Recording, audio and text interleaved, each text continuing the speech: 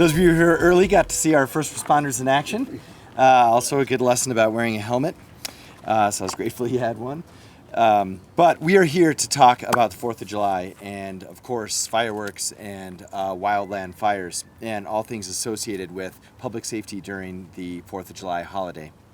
So I want to acknowledge a couple of folks, and many of them are going to be speaking, but of course we're joined by our CAO, Sarita Nair, our Fire Chief, Paul Dow, Parks Director, Dave Simon, Wildland Coordinator, Brian Fox, and also folks from our AFR team.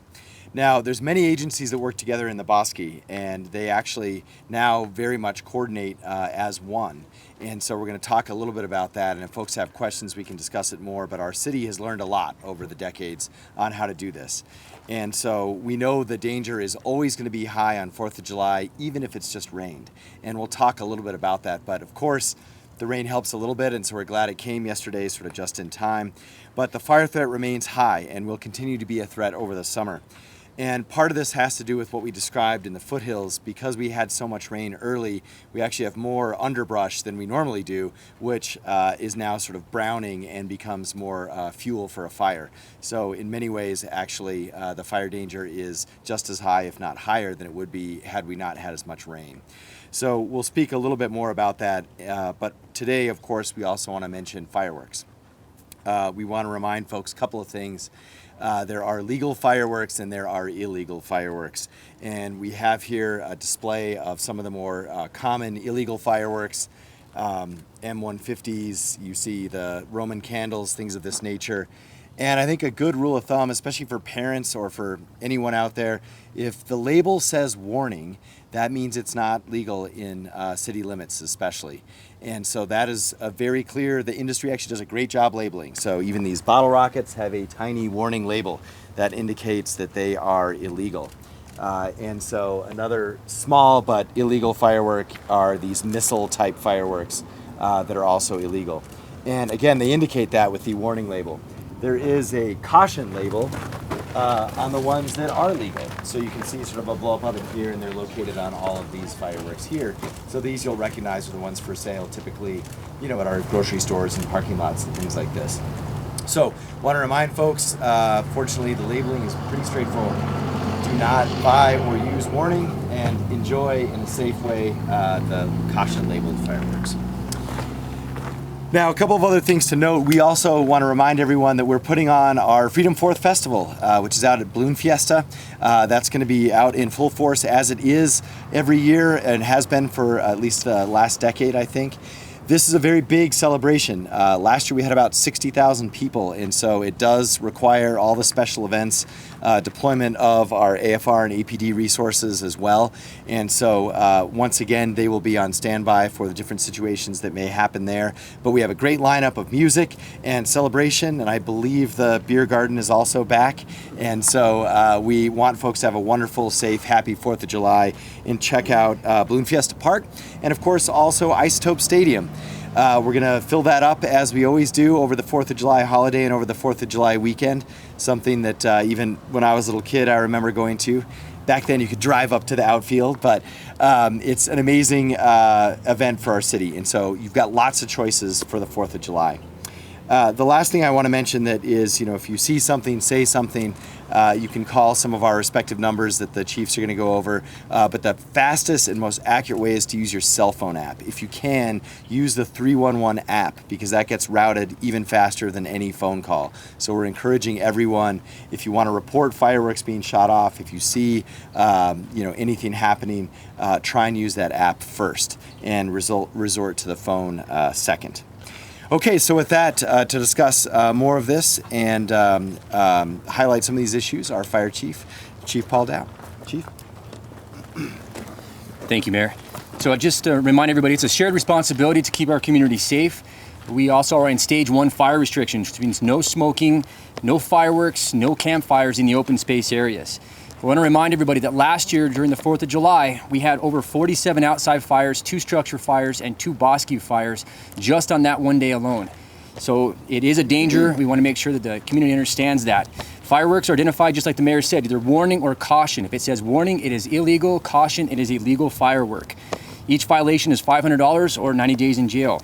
Please report illegal fireworks using the 1ABQ app, the 311 app. You can also call 244-FIRE, which is our new non-emergency number.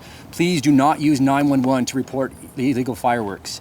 I want to thank Police Chief Michael Geyer. He's teamed up with us again, so APD and AFR are going to be working the 4th of July night. We're going to have fireworks enforcement units. They're going to be out on patrol throughout the city, and their main objective is to identify illegal fireworks and then cite the people that are using those.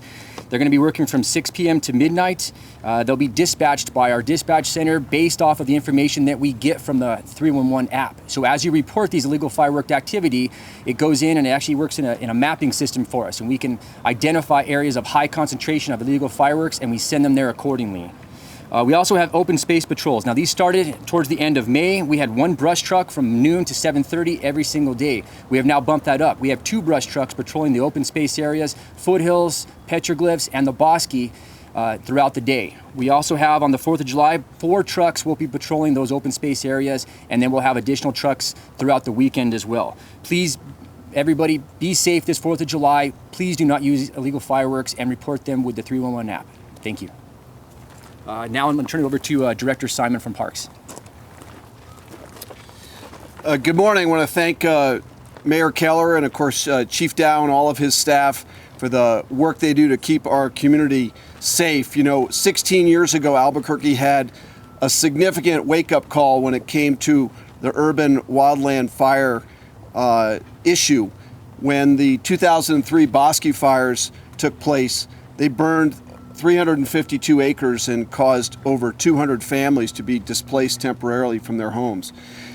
16 years later, our community has made enormous strides in improving our fire safety programs. AFR has mounted and stood up some outstanding efforts to prevent and combat wildland fire in our city, and they're doing a great job with that. But it's worth remembering that despite the moisture we've had and the good that this moisture does for our Bosque ecosystem, that we can lose some of these precious resources in an instant through careless behavior.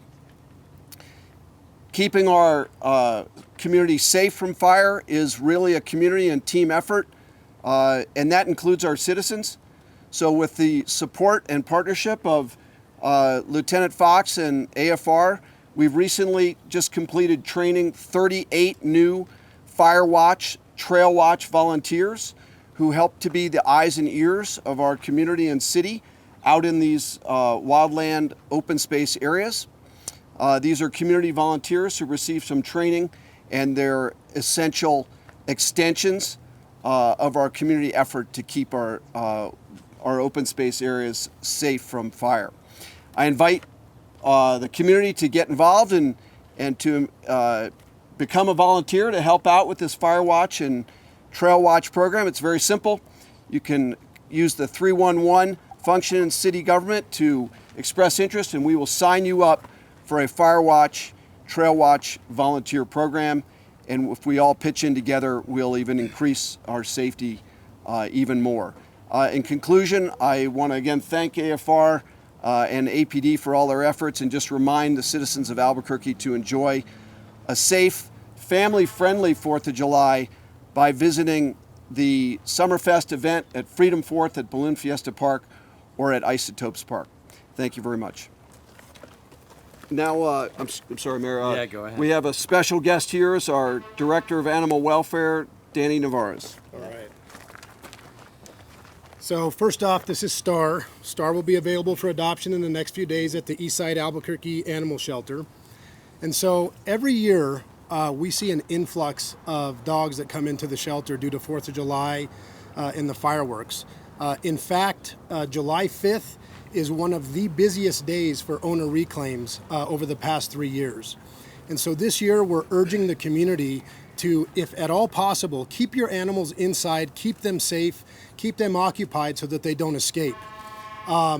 If your dog does escape, one of the best things that you can do is to make sure that your dog is microchipped. And so now through the end of this week, the City of Albuquerque Animal Welfare Department is offering free microchipping to anyone that brings their pet to either the east or west location. So once again, please, if you can, keep your pets inside, keep them safe, and make sure that they're microchipped. Thank you very much, and everyone's available for questions. All right, thank you so much. And we have some time for a couple of questions. And obviously for detailed information, Danny and Animal Welfare on that particular piece, we're going to be talking about this all week. It's sort of a new piece of awareness that we want folks to know. 4th of July is extremely tough on our dog friends.